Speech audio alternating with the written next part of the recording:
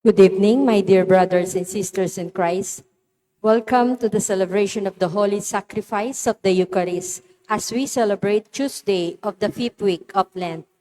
Let us include in our prayers the following intention: for the thanksgiving of Lito and Lori Sapanta, for the special intentions of me and Roa, John Ray, Michelle and Davina Abalos, Edgardo and Beth Palo, Lynette Nucum and family, Helen David, Tita Bermudez, Eleanor Ventura, Jeremy Robes, Arman and Mariette Nang, Rosana Reyes, Jimmy and Inday Santo Domingo, Patrick and Sara Gocuenco, for the good health, speedy recovery, and healing of Rinalyn Borga Colinares, Emil Maniago, Nicanor Cruz, Atoy Bostos, Maylene Magtoto Anunciacion, Virgilio de los Santos, Maria Regina Dizon, Rosalita B. Torres, Edel Umlas, Gloria Panlilio, Ernesto Dizon, Pat Ahos, and those whom we pray for healing.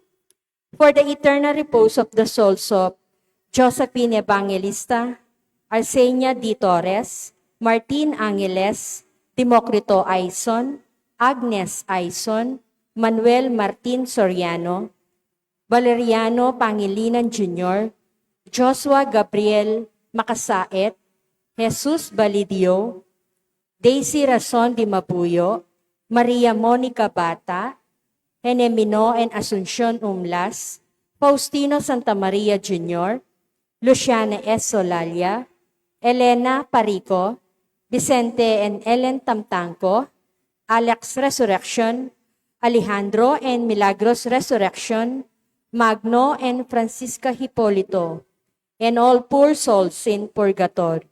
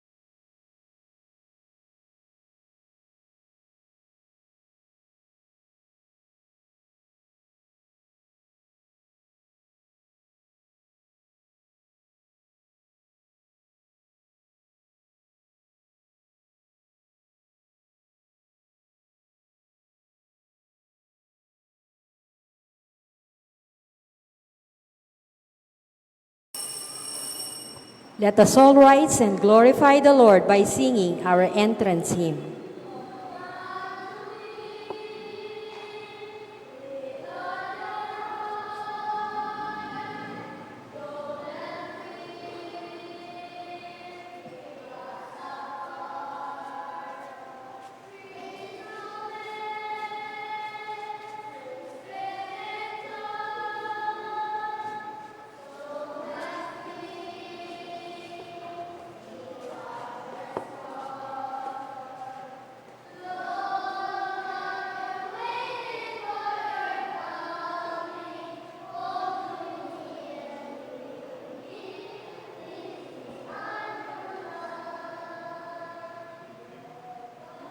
In the name of the Father, the Son, and the Holy Spirit.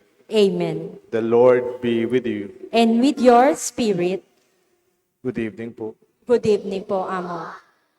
Sometimes we cry, and let these tears be our prayer from our heartfelt feelings of our loneliness, our fears, our problems.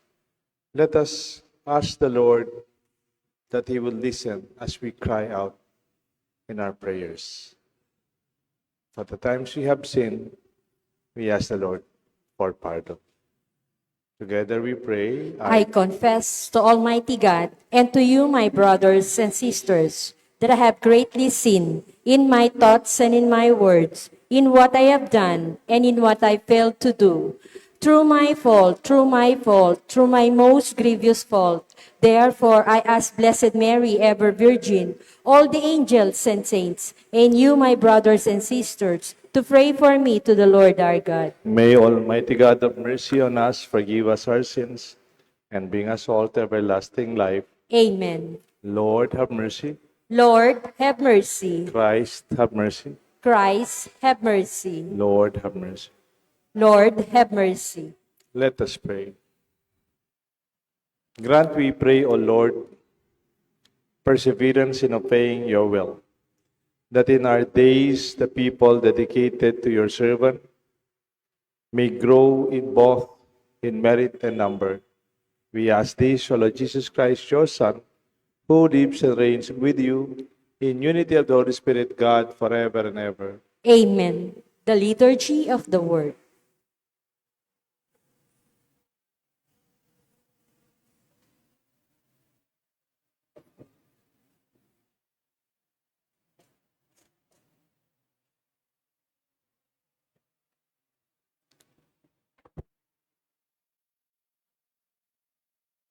A reading from the book of Numbers. From Mount Hor, the children of Israel set out on the Red Sea road to bypass the land of Edom. But with their patience worn out by the journey, the people complained against God and Moses. Why have you brought us up from Egypt to die in this desert, where there is no food or water? We are disgusted with this wretched food. In punishment, the Lord sent among the people seraph serpents, which bit the people so that many of them died. Then the people came to Moses and said, "We have sinned in complaining against the Lord and you. Pray the Lord to take the serpents away from us." So Moses prayed for the people, and the Lord said to Moses, "Make a seraph and mount it on a pole, and whoever looks at it after being beaten will live." Moses accordingly made a bronze serpent and mounted it on a pole. And whenever anyone who had been beaten by a serpent looked at the bronze serpent, he lived. The word of the Lord. Thanks be to God. Responsorial Psalm, let our response be. O Lord, hear my prayer and let my cry come to you. O Lord, hear my prayer and let my cry come to you. O Lord, hear my prayer and let my cry come to you. Hide not your face from me in the day of my distress.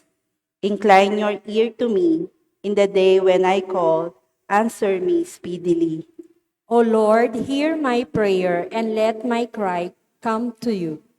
The nations shall revere your name, O Lord, and all the kings of the earth your glory. When the Lord has rebuilt Zion and appeared in his glory, when he has regarded the prayer of the destitute and not despised their prayer. O Lord, hear my prayer and let my cry come to you. Let this be written for the generation to come, and let his future creatures praise the Lord. The Lord looked down from his holy height. From heaven he beheld the earth, to hear the groaning of the prisoners, to release those doomed to die. O Lord, hear my prayer and let my cry come to you. Please stand to honor the Holy Gospel.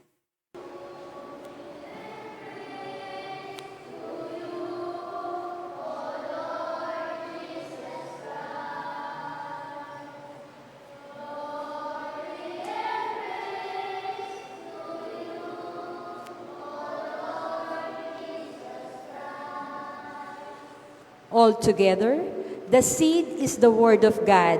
Christ is the sower. All who come to him will live forever.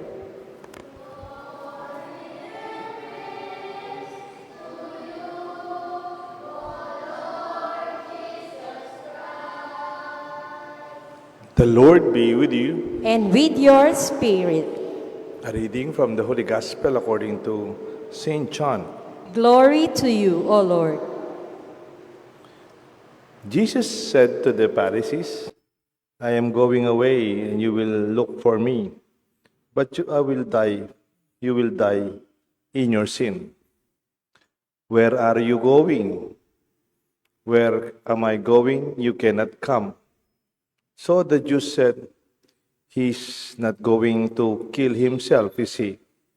Because he said, where I am going, you cannot come. He said to them, you belong to what is below, I belong to what is above. You belong to this world, but I do not belong to this world. That is why I told you that I will die in your sins, that you will die in your sins. For if you do not believe that I am, you will die in your sins. So they said to him, who are you? Jesus said to them, what I told you from the beginning, I have much to say about you in condemnation.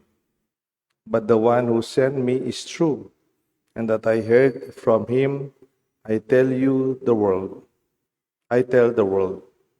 They do not realize that he was speaking to them of the Father.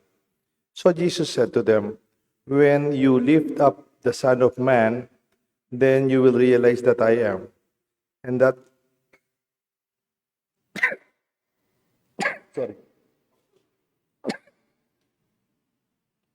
that what I say that the Father has taught me. The one who sent me, the one who sent me is with me, but he has not left me alone, because I always do what is pleasing to him.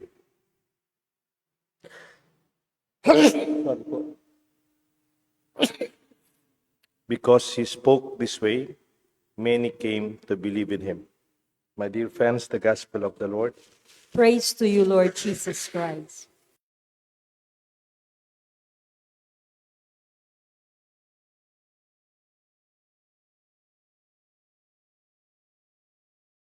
Pause.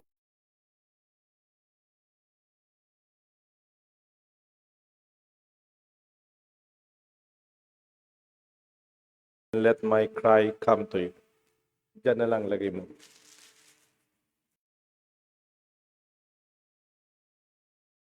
John, meron mo ba kayong iniiyakan? Ating ko pong tatangisan. Hindi lang yung Korea drama or mga pinapanood yung mga drama series, no? Iniyakan natin yung pinapanood natin.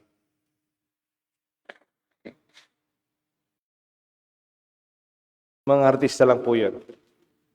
Siguro yung talagang nakakayak yung the story behind. Well, baka magaling talaga yung mga artista. Pero noong unang panahon, the New Testament and the Old Testament, makita natin yung iniiyakan nila, yun na rin ang panalangin nila. When your tears become your prayer. Kaya nga sabi, I cry to you, O Lord. Umiiyak ako sa iyo, Panginoon. At yung iyak na yon, yun na yung panalangin. Kaya pala, pwede. Pwede kang umiyak. Sige, umiyak ka. Pero yung pag-iyak mong yon, gawin mo na rin panalangin. Don't make it a point that umiyak ka tapos magtatampo ka sa Diyos. O mayroon kang iniyak ka na problema tapos hindi ka nalalapit sa Diyos. In fact, that tear, that prayer will make you closer to God. And this is the responsorial psalm. O Lord, hear my prayer and let my cry come to you.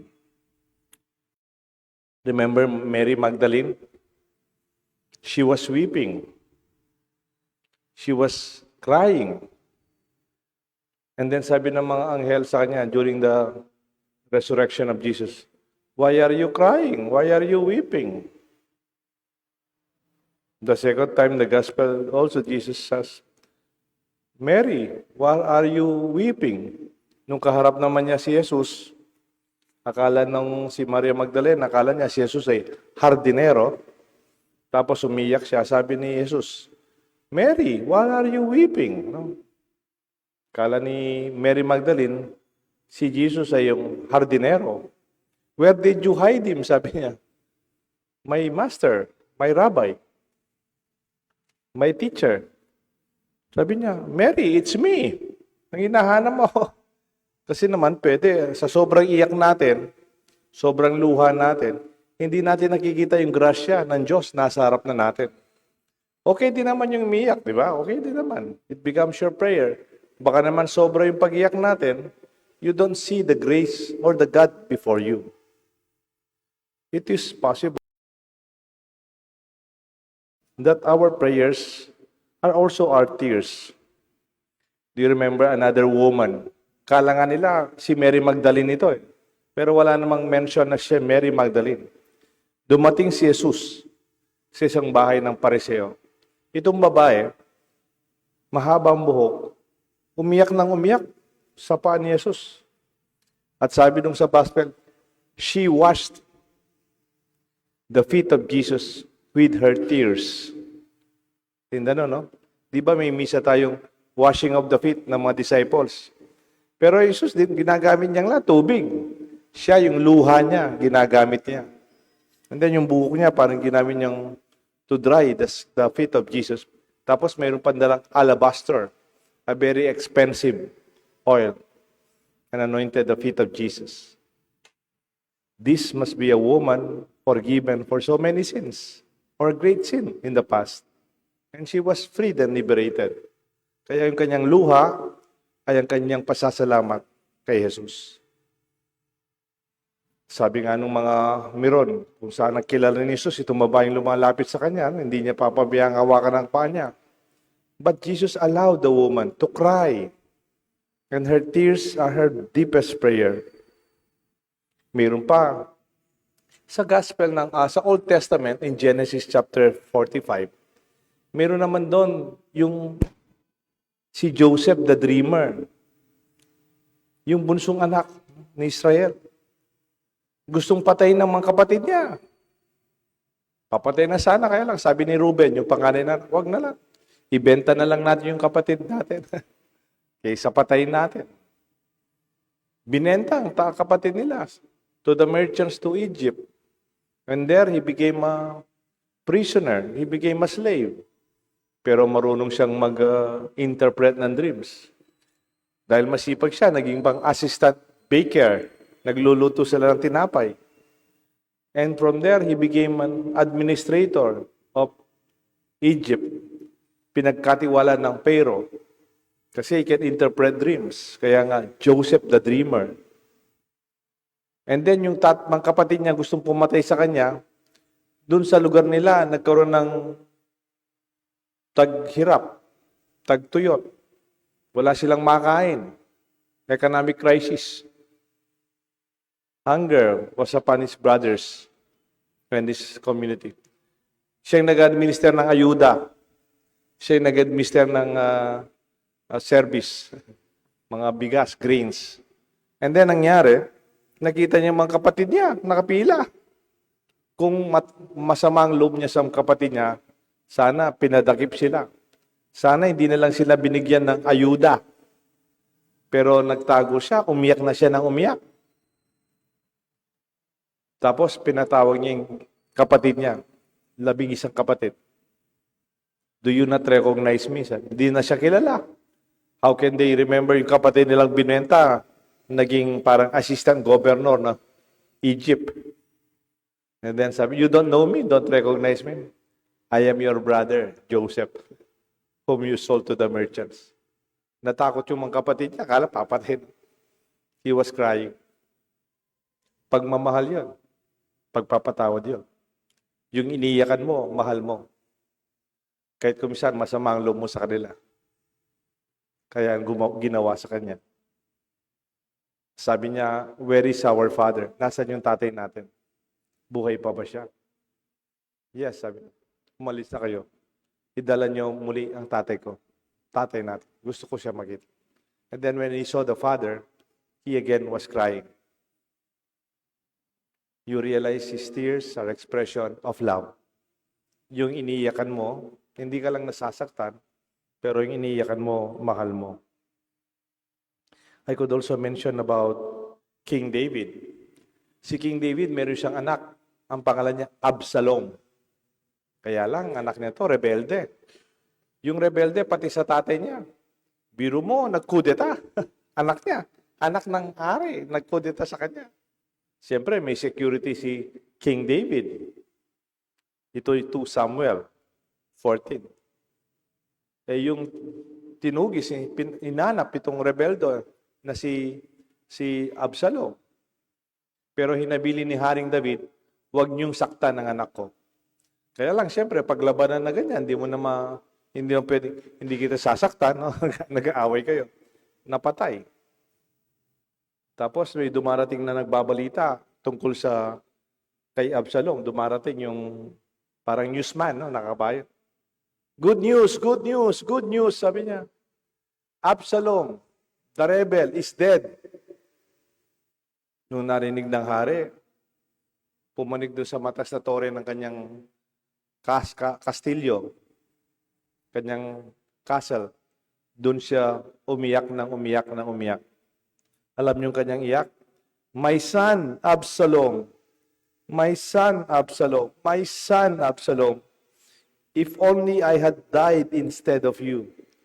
Absalom, my son, my son. Sana, Absalom, ako na lang ang namatay, hindi na ikaw. Nakita mo yung pagmamahal ng anak? Ay pagmamahal ng tatay sa kanyang anak? Kahit na rebelde ang kanyang anak, penangisan ni pamuren. Indeed, even Jesus himself wept. He cried. Sa alam ko, nung namatay ang kanyang best friend, kaibigan, na si Lazaro, kapatid ni Marta at Maria, umiyak din si Jesus. At tinangis siya, Jesus. People say, Don Me, talagang kaluguran ni Lazaro.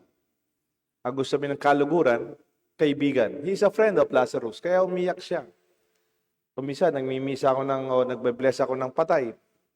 Pwede ko basahin. Kaluguran ni Lazaro. He's a friend of Lazarus. Pero pwede ko palitan yung accent. Sabi ko, talagang kaluguran ni Lazaro. Nakita nyo the difference? Kaluguran is a friend, but the same spelling. The same word. Change the accent to the last one.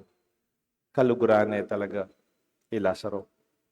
The tears of Jesus brought back the life of his friend.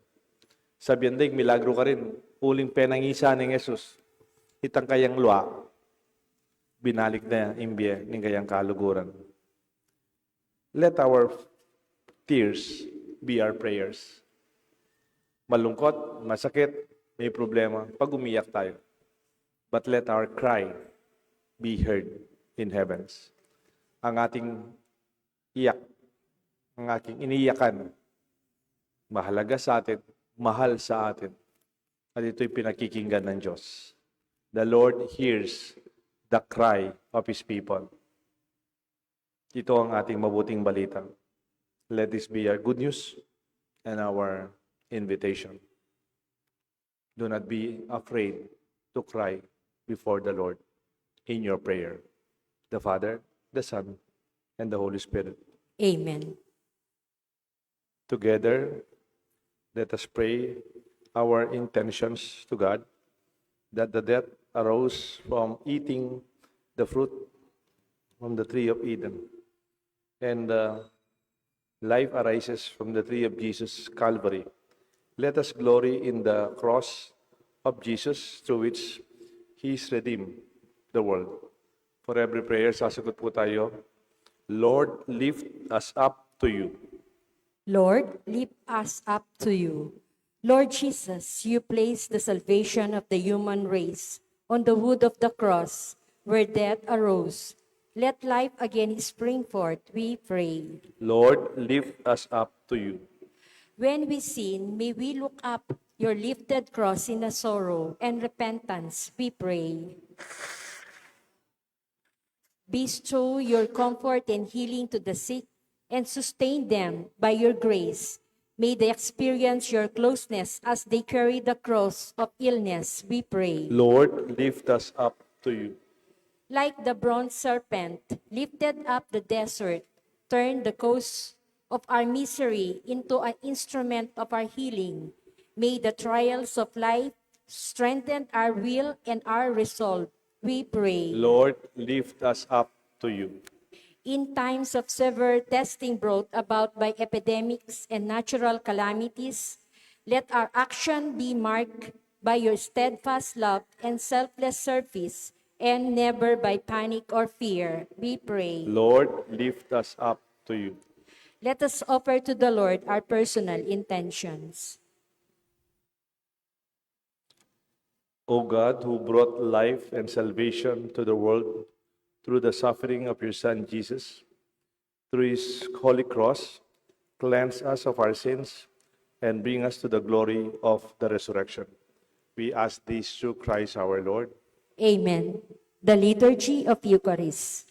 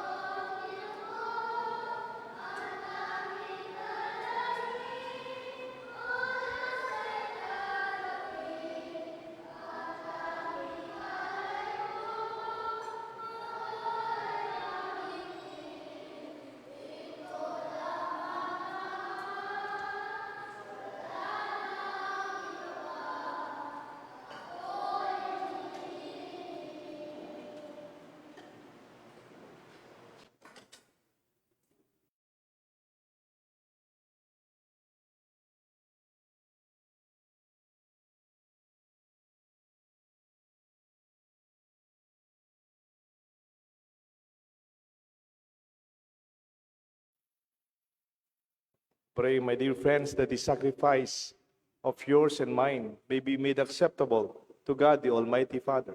May the Lord accept the sacrifice at your hands for the praise and glory of His name, for our good, the good of all His holy church. As we offer you, O Lord, the sacrifice of conciliation, that being moved to compassion, you may both pardon our offenses and direct our wavering hearts. Through Christ our Lord. Amen. The Lord be with you. And with your spirit, Lift up your hearts. we lift them up to the Lord. Let us give thanks to the Lord our God. It is right and just. It is truly right and just, our duty, our salvation, always and everywhere to give you thanks, Lord, Holy Father, Almighty and Eternal God, for you will that our self-denial should give you thanks, humble our sinful pride, contribute to the feeding of the poor, and so help us imitate you in your kindness. And so we glorify you with countless angels and saints, and with one voice of praise we acclaim.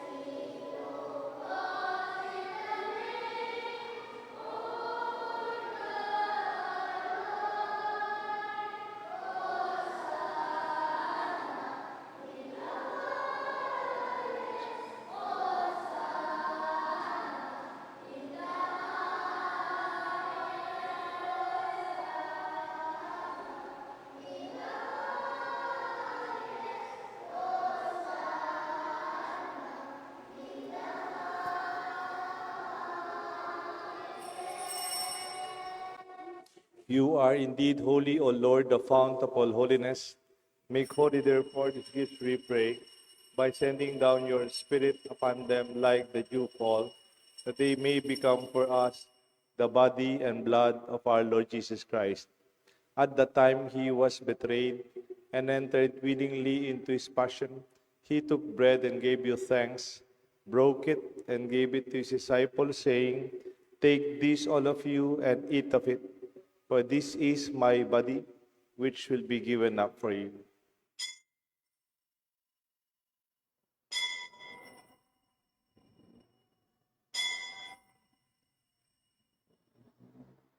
In a similar way, when supper was ended, he took the chalice, once more giving thanks.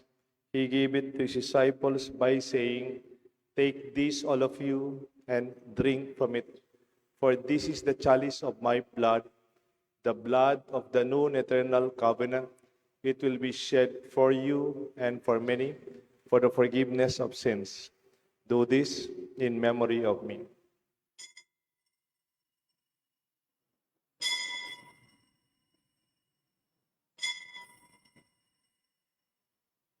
The mystery of faith. When we eat this bread and drink this cup, we proclaim your death, O Lord, until you come again. Therefore, as we celebrate the memorial of his death and resurrection, we offer you, Lord, the bread of life and the chalice of salvation, giving thanks that you have held us worthy to be in your presence and minister to you. Humbly we pray that partaking of the body and blood of Christ, we may be gathered into one by the Holy Spirit.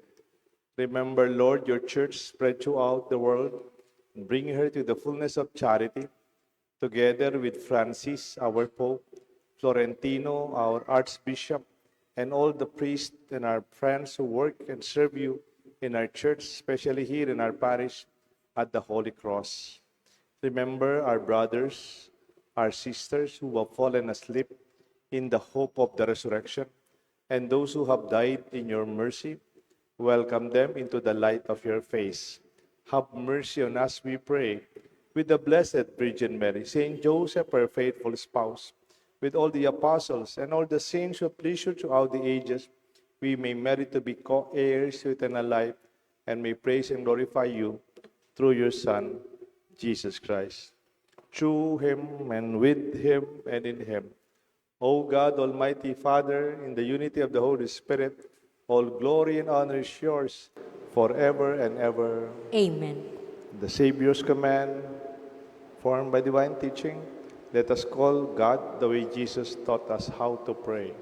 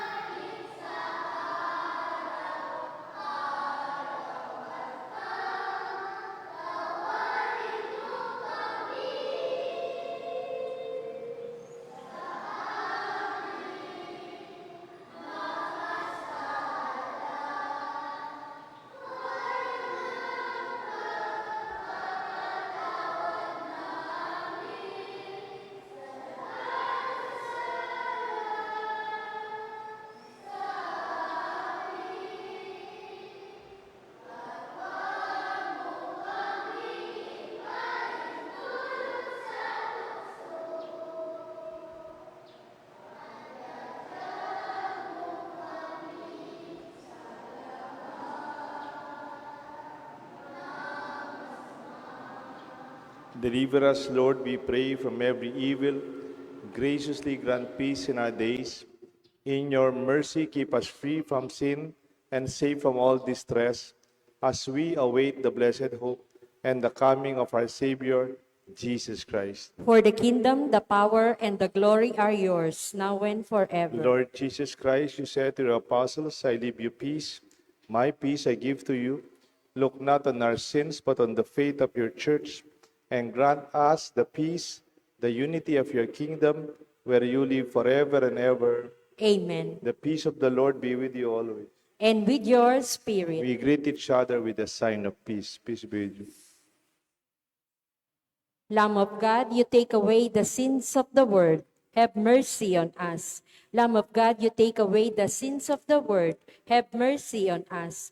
Lamb of God, you take away the sins of the world. Grant us peace.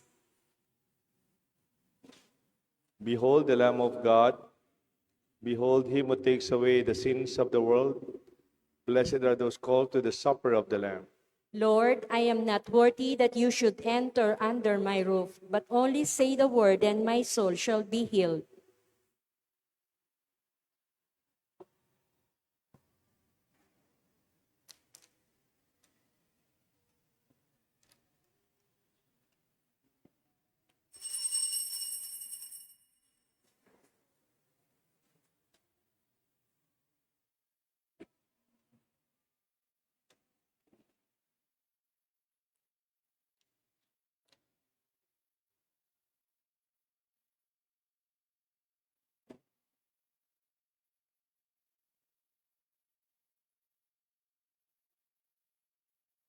The blood of Christ.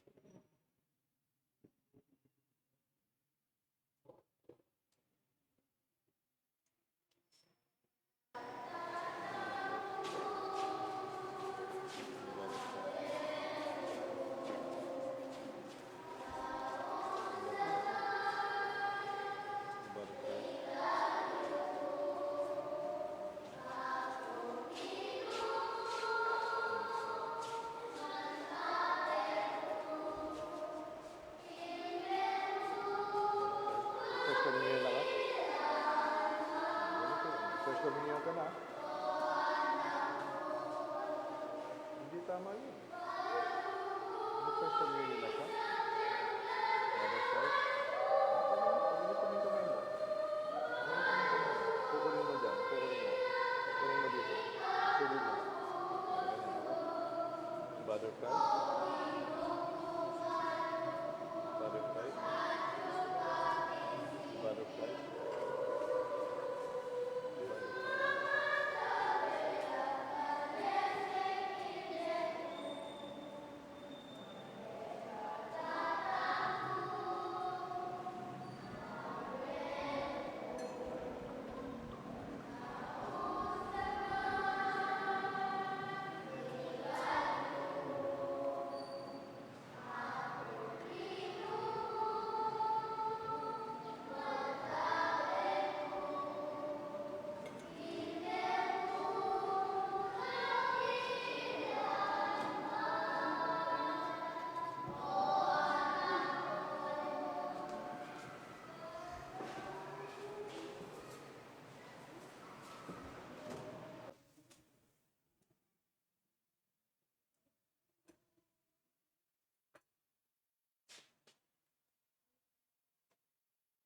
Let us pray.